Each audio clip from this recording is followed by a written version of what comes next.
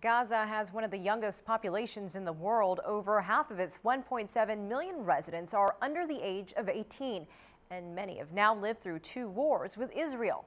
Mental health professionals say the repeated exposure to the often shocking levels of violence have left many of Gaza's children suffering from post-traumatic stress disorder.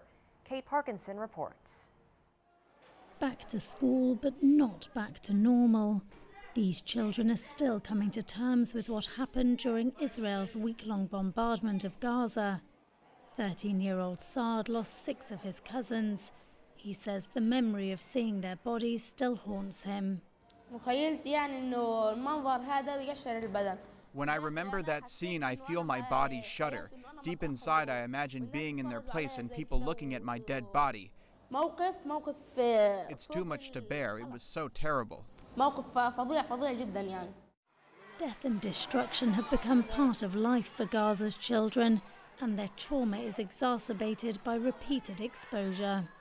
It's actually very hard also to speak about post-traumatic stress disorder when the trauma keeps going on and keeps recurring. So it's no longer an event which happens in your life and then you have the time to deal with it, but it's something that keeps happening, and that's what these children keep witnessing.